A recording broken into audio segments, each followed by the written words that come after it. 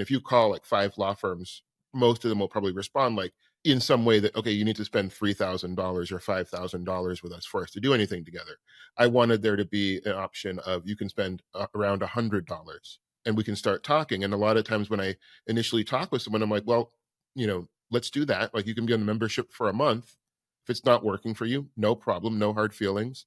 But actually, it is a way that you can start to engage with this stuff and see if you like us, if we like you, if it's something that's going to be helpful for you. Have you ever thought about turning your service business into a subscription? It can be grueling to deliver custom scoped work week after week, month after month. And some of us find ourselves thinking about how we can scale our business model and move into things like subscriptions, memberships, courses, and communities. This episode is about just that. I talked to my lawyer, Chris Valdheims, who started a subscription law firm many years ago with his business partners. I've been a member of Counsel for Creators for the entire time I've been in business. I've been really impressed with Counsel for Creators, both as a client of theirs, on their service, their delivery, their communication, but also from the business model side, where I see their duality of having a membership and also being able to add on services. If you've been thinking a subscription or membership model might be right for your business, you're gonna love this episode. Chris and I talk about where the idea for the membership came about, some of the ways that they've advertised and grown their membership, and why he thinks it's important for a creative law firm to be practicing creativity themselves. I'm Lex Roman. I empower creatives to make smarter marketing bets, and you're tuned in to the Low Energy Leads Show.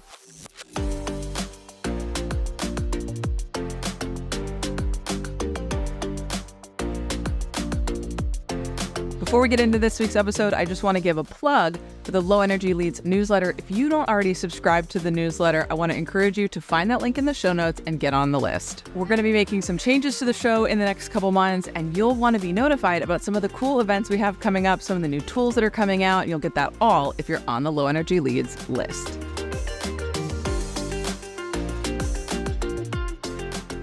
I'm excited to talk about your creative journey, but I want to start also with the law firm that you co-founded called Counsel for Creators and where that began. What walk us back to the early days of C4C. What was that like?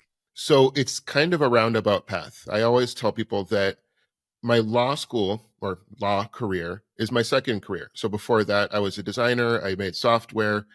And at one point I just wanted to try something new. So I picked, not randomly, but like with some intention, to become a lawyer, because I felt like there was a lot of stuff, working as a creative professional, there's a lot of stuff I didn't understand. I felt like there's a lot of stuff that was happening under the surface that I'm like, I know there's some logic to this and some reason why this is all happening. I just don't know. And I felt like I was sort of at the mercy of things I didn't understand.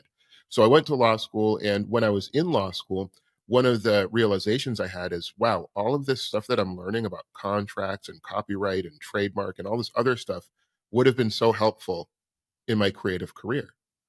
And then the other thing I realized, but also, A, I never would have approached a lawyer, just it seemed too intimidating.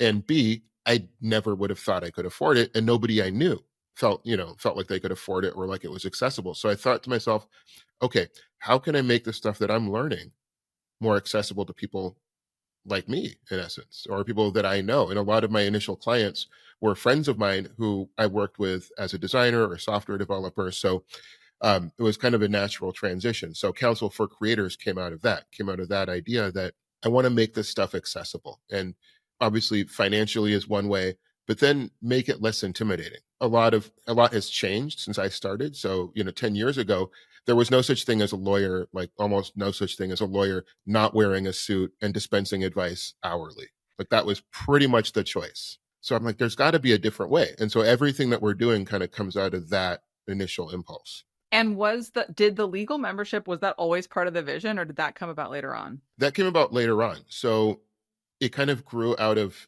feedback from working with people. So that happened maybe 3 years into Counsel for Creators. We started in 2013. 2016 is when we launched the membership. And that was what I noticed as kind of responding to problems that I was seeing, which was, number one, people wanted an easy way to ask quick questions. And as I said, the kind of standard way of doing that is bill hourly, which creates this tension. So if you and I are talking, you're looking at the clock, as you should be. Like, I don't want this to go on too long because I don't want to be billed $200 instead of $100. That makes perfect sense. So I'm like, that tension wasn't really working. I felt like everything was rushed, and yeah, I guess it was not aligned interests. So I'm like, let's try something different. So I think at first what I did is I did like, half-hour blocks that people could schedule, but then I noticed there was a lot of repeat customers. So I'm like, well, let's make it into a membership. And a friend of mine, I had talked with him about this, and he kind of knew stuff about that topic. So I basically built out what I think at the time was the first legal membership for creatives. There are other people who had done similar things or had tried it and it didn't work, but I'm like, let's make this actually go. So that was 2016. And what I like about it is it lets people just contact us. So if you need to talk for 5 minutes or half an hour or whatever, instead of going on the internet and trying to find answers and spending all this time, you can just call us. Like in one of the, kind of origin stories I always talk about is I had a client who told me that she had spent the weekend trying to figure out this legal question. By the time it got around to Monday where she could ask me, I'm like, you don't have to do that. This was a 5-minute phone call. This was like, you could have been making something or just hanging out or something like that. And so, but I think because you had that kind of wall between lawyers, people's just natural and understandable reaction is, I don't want to talk to a lawyer unless I absolutely have to, which ultimately makes things more expensive. Yeah. So that's the problem we were trying to solve. Yeah. Yeah. And I've been a member of your legal membership for at least 3 years now, I think. And it Yeah. is it Yeah. is a real game changer in that way, because before you would spend so much time researching things and trying to figure out, do we even need to talk to a lawyer? And now it's like, you guys email me and you're like, you should talk to us. We haven't talked to you in a while. Hmm. And it's a Yeah. real flip in mindset to be proactive about legal issues in your business. Yeah, proactive about legal issues and also understand, like, a big part of it is helping people learn this stuff because it's also about our clients understanding it. So it's not, I think with the old model of hourly billing, the more that you could get someone dependent on you to come back to you every time they have a question, that means more money. But with this model, it's more like, if I can, you come to me as much as you want, but if I can teach you in the intervening, like, hey, here's how trademark works, or watch out for this when you're signing a contract, that's more helpful to you. And it's not based on you having this sort of dependent relationship. Like, it really, we're trying to make it so that anyone who's part of our membership is learning and gets better at this stuff and sees how it fits into the business overall. Yeah, and this is an interesting trend that we've been seeing in service provider land, like over the last few years, which is like not done for you, but done with you, right? Or empowering Hmm. your clients to learn alongside you so that they're not dependent on you. Like with web designers, for example, for years it was like, oh, you need me to do everything on your website. But now it's like web designers would prefer to walk away and empower you to do that. So can you tell us like what's involved in the legal membership and how are people using that in their business? What's involved in terms of like features, which I'll talk about briefly because ultimately we know it's about benefits. But the features are, ultimately you can schedule a call with a lawyer as often as you need to. You can send in documents to have us look it over. So like if someone sends you a contract and you're like, I don't really know what this is or what this is asking me, or what this all says, you send it in and we'll send you back notes. Like, we'll review it and help you understand what's in there. So that's kind of the feature, but the benefit is really just to have like a second opinion on this stuff, on any kind of legal stuff. It's really to make it accessible, making people feel like, just if you have a question, just schedule a call with us, and on Tuesday we'll talk and we'll figure it all out together.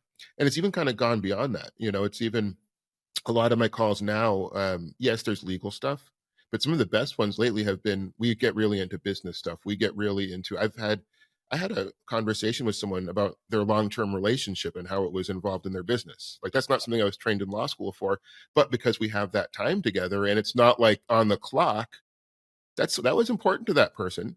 So I wanted to make sure that I really heard it and understood and passed on anything I might have learned from my other clients or my own experience or anything like that. So yeah, what we're really trying to do is just create a place for people to engage with this stuff, Yeah. and not worry about cost as much as they would have to before. Yeah. Which enables you to also be leading edge with stuff like AI. You held that discussion a couple months ago Hmm. about AI and the impact on your Yeah. business as a creative and also hiring contractors or being a contractor, which is really important to be aware of those things. Like those things are rapidly changing, but you're not necessarily gonna, call a lawyer and pay hourly to understand that, right? But you will come to a No, discussion that you no. host. Yeah, you'll come to a discussion, and that's the other thing we try to do. Like, we haven't done any lately, but we're bringing that back where it's group discussions, because I think also it helps people to hear from other people, not just us, but then also, if you're hearing from someone else who has a similar business to you, you can kind of get a sense of what are other people thinking about this, or how are other people dealing with the same issue. If it's,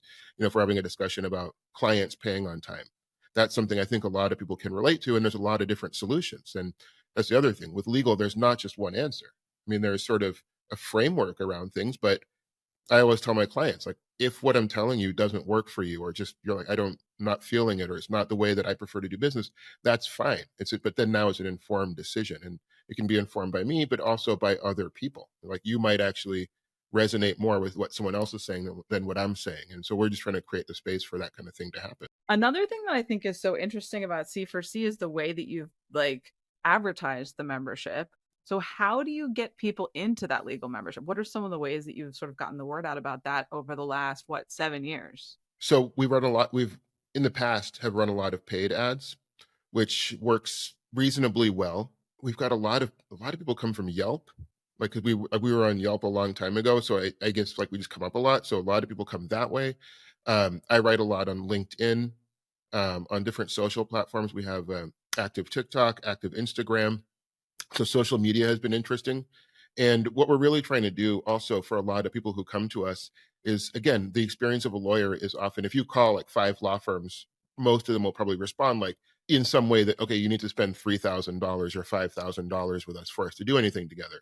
I wanted there to be an option of you can spend around $100 and we can start talking. And a lot of times when I initially talk with someone, I'm like, well, let's do that. Like, you can be on the membership for a month.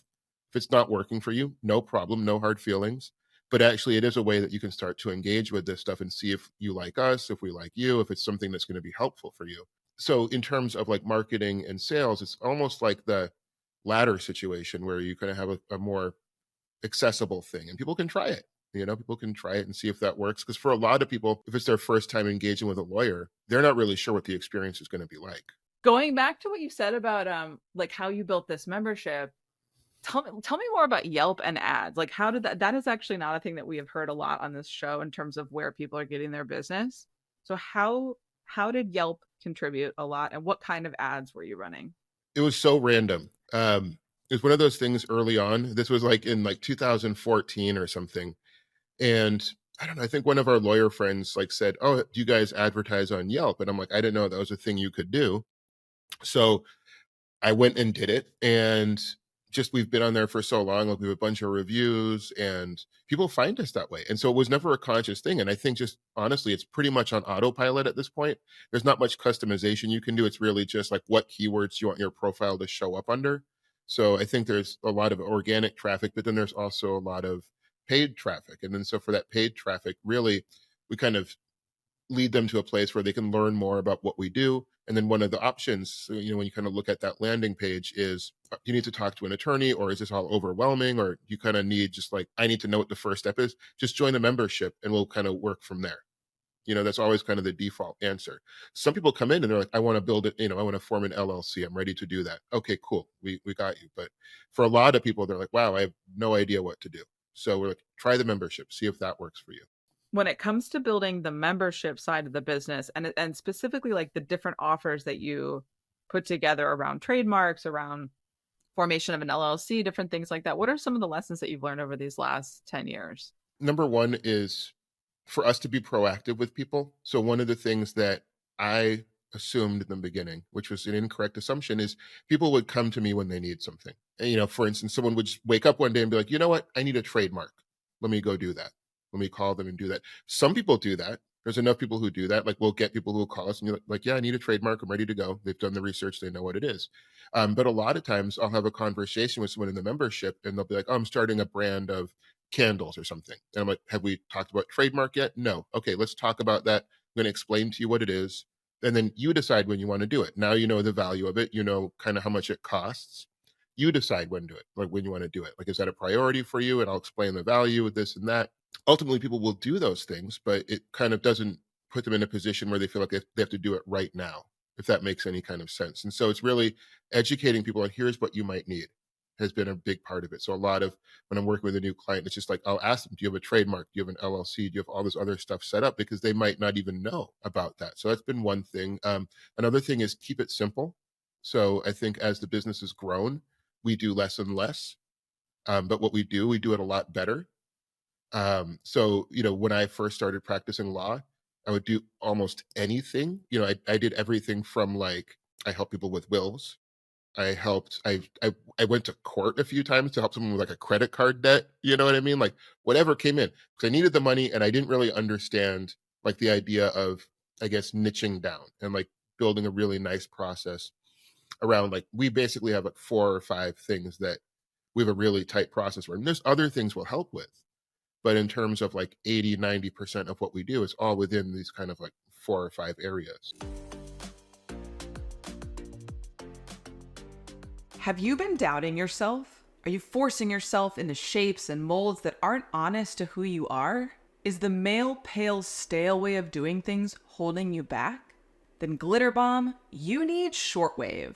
Uproar Coaching's on-demand coaching experience for high-achieving, overcommitted women and femmes who want to bring their whole, true, most colorful selves to the table every damn day. Inside Shortwave, friend of the pod and coach, Carrie Ginsberg is on standby to support you, gently call you on your BS, and celebrate the things that make you, you.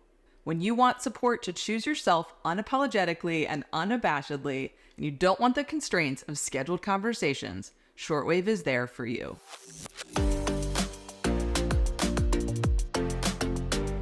What about with the membership, like in terms of, was it easy to get people on board since it is kind of unusual to participate in a legal membership? Was it easy to get people on board? Let's say they came to you for an LLC or a trademark and you're like, oh, and by the way, we have this legal membership. Did you find that adoption was really easy? At first, maybe a little bit difficult, but really the conversation we'd end up having is, let's say that you came to me for an LLC. Like, you're one of those people who's like, I need an LLC, I need a lawyer's help to get it done. But then you're like, I actually have other questions. Like, I liked working with you all. Like, I feel like I was heard. I felt like this was a good experience. And I do have other questions. I'm thinking of hiring my cousin, or a friend of mine wants to invest, or whatever, things that don't quite fit into the scope of the project we're working on. That's the point where I'm like, well, the membership might be a good way for us to just continue the conversation. So it becomes like a natural flow from, we did a specific project to now we can have this ongoing relationship. And I think that's like the ideal. So that's one way that it happens. And then, or the reverse, like I was talking about earlier, someone finds us and is like, wow, there's a lot of stuff I have no idea what to do. Okay, join the membership and we'll help you figure it out. Your process is super dialed in, right? Your website is very clear what you're providing. You were mentioning like the different focus areas. That's all on the website with the pricing and everything. And then when you're in your membership, you have like automated check-ins and there's a process for everything. And so how did all those things come about? I mean, I think when my early days of the firm, I read a lot of books on business, and the message that kept coming up over and over again is turn things into a process as much as you can. And so that's where it came down to reducing what we're doing, because yes, I could probably make a process for 20 different things, but ultimately it was like, well, what do most people want? They want a trademark, they want an LLC, they want a good services contract, they want to protect their copyright. Those are the kind of things that most people want. So we essentially made a process around those.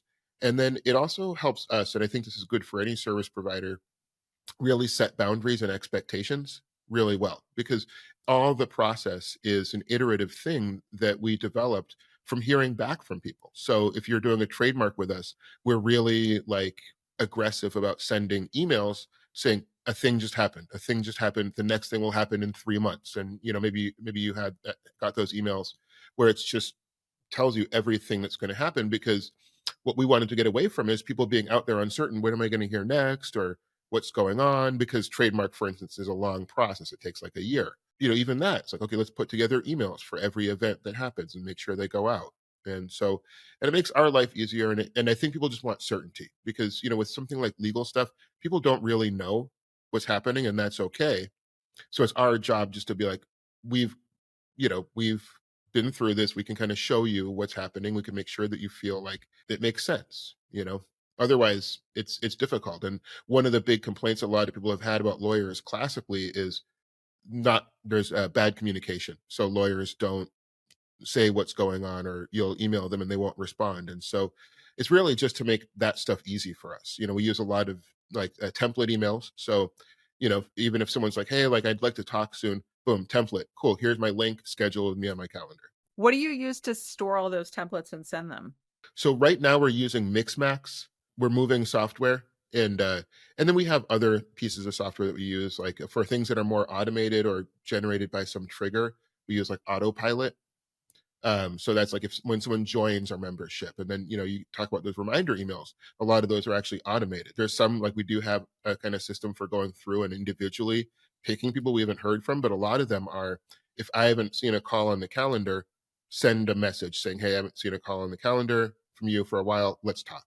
And I'm curious, like, so you have a team, there's three of you that are lawyers, right? At C4C, there's three, and Mhm. then you have other folks that work in the business. So do you keep some kind of like consolidated CRM with all of your clients in it, or how do you keep notes across? Because when folks talk to different people on the team, how do you keep that all straight? So we do have a CRM, which emails get logged there, notes of any calls get logged there. So if someone's on the team and like, okay, what did Chris say to this person 2 weeks ago, or when did we last talk to this person? Like, it will put, there's a note of, we had a call November 17th, and here's what we talked about.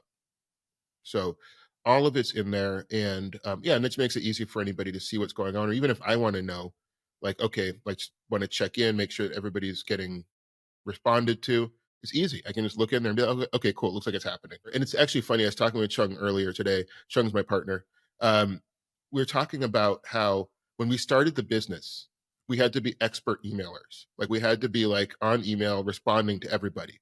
That's not our job anymore. We have like two brilliant assistants who just, anything that comes up, they just handle it. And so we were just talking about, like, it's actually a bad thing if him or I are going into emails and responding. Like, we're micromanaging and we're getting in the way. So it's kind of an interesting evolution as a business owner when you get to that point of, I am not going to respond to this email, and actually I shouldn't. There's someone else whose job it is to do that, and they're actually going to do it better than me. I do what I do well, but maybe you've had emails with Cindy or Sophia. Both of them are much better at it.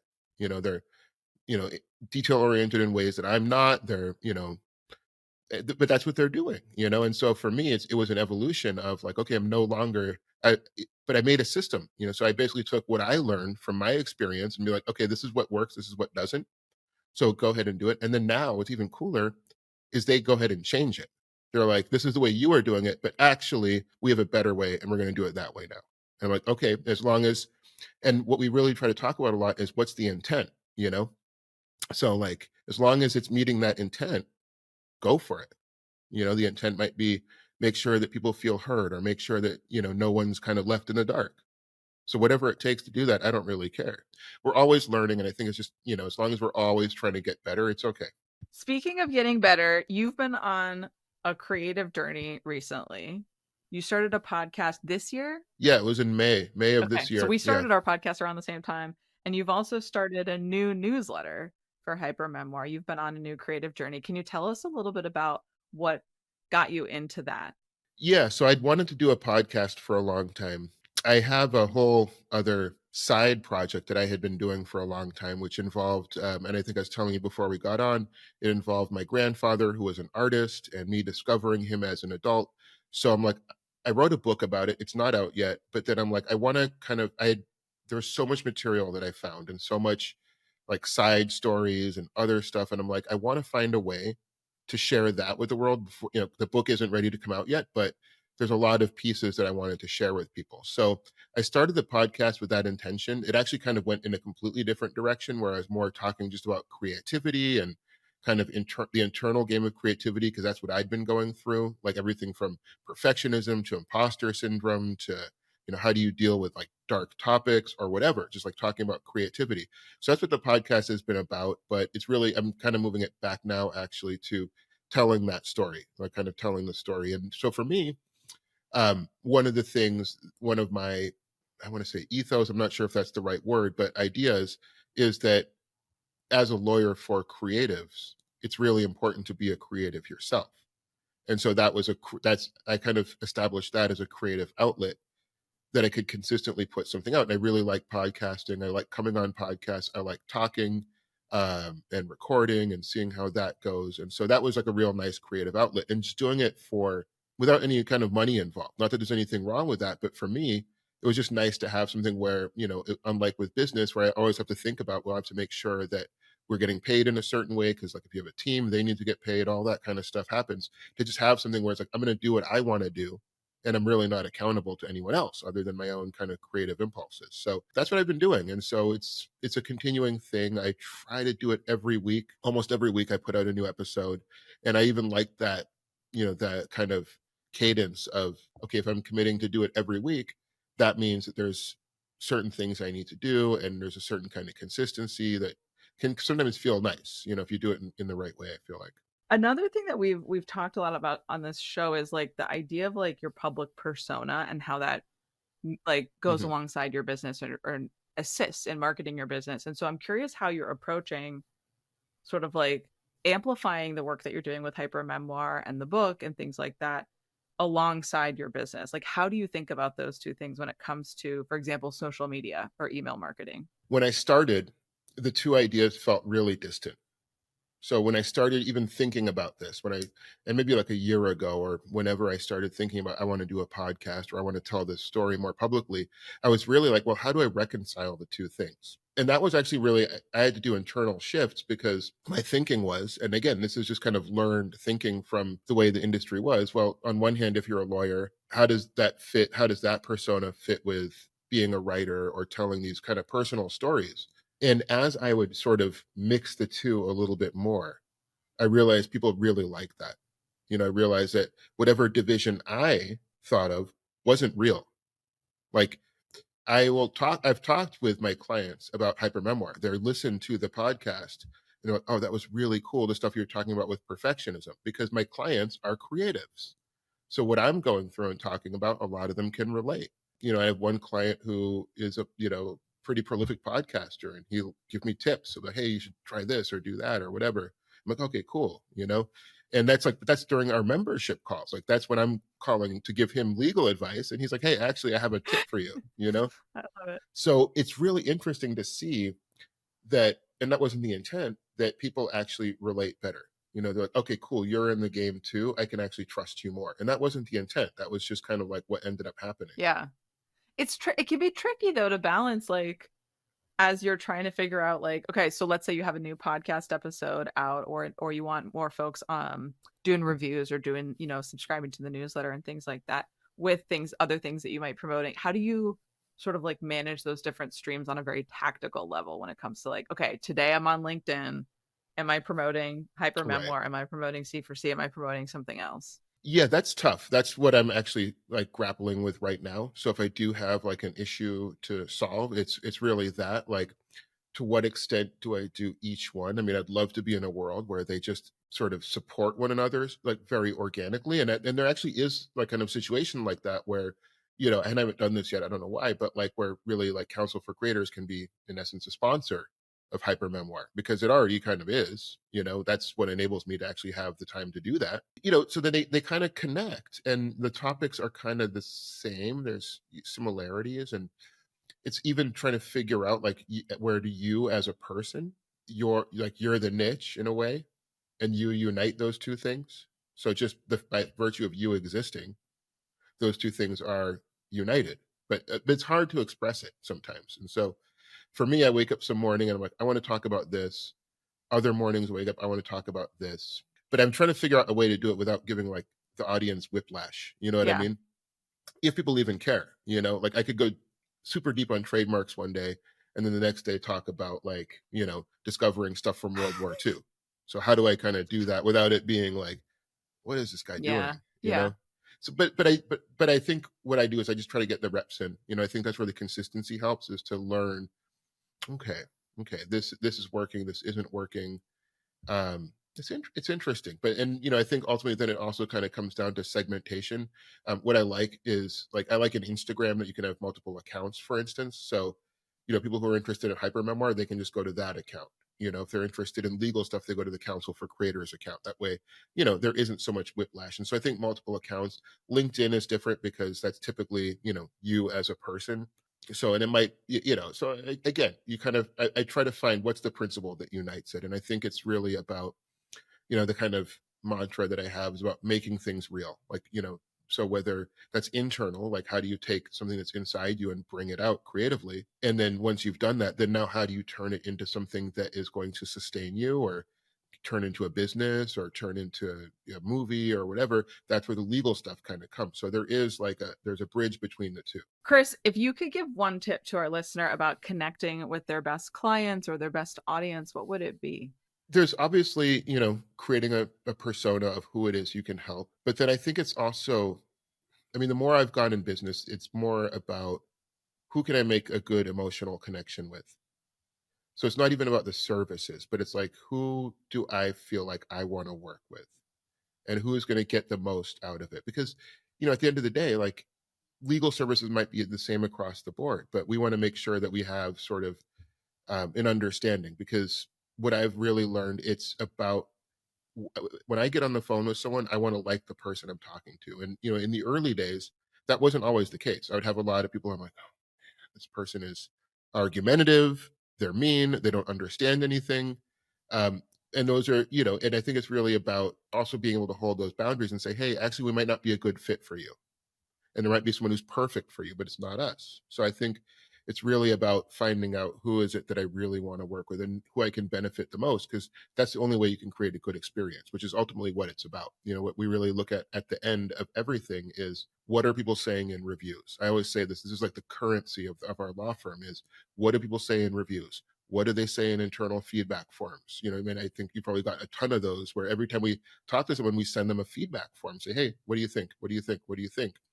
Because that's what tells us if we're on the right track, if we're working with the right people. What else is coming up for you? What should folks look out for from you? I would say this. I mean, one of the cool things, like I've been sort of alluding to, is I think the way lawyers are now is a very different from how it was in the past. And, even what we're trying to do is expand the definition of what a lawyer is, so it's not just like fill out paperwork and give me advice on things, but really like being a good business confidant. Like I said, I've talked with people about, hey, I'm doing this business and I have this long-term relationship, so I don't know where I'm going to be living kind of situation, or, so how do I need to think about that? Or just talk, I've had conversations with clients about, like, who are like deathly afraid of putting something out. And we've had conversations about, like, well, here's kind of maybe how you can break through that, or how my other clients have done it. So really expanding the definition of what a lawyer is. The thing that we'll get a lot is, well, I don't need a lawyer right now, I'm not getting sued. And I'm like, that doesn't fly, like, right? So like, but that's my job to convey that message in a way that people are like, okay, cool, I get what you're saying. It's a different world, and there's a lot of, whether it's us or someone else, there are a lot of lawyers out there who I think are working really hard to be different, like really kind of bring in whatever community they're part of, or whatever really is important to them. So I really encourage people to look around, like find 3, 4, 5 lawyers, follow them. They're on social media, they're all over the place. And, so it's no longer the old days of like, a grid of men in suits telling you what to do. It's like, there's all kinds of people out there. And that's one of the coolest things that's happened in the last 10 years since I've started. Chris, thank you so much for being on the show and sharing your journey with us. Yeah, love the conversation. Thanks for having me.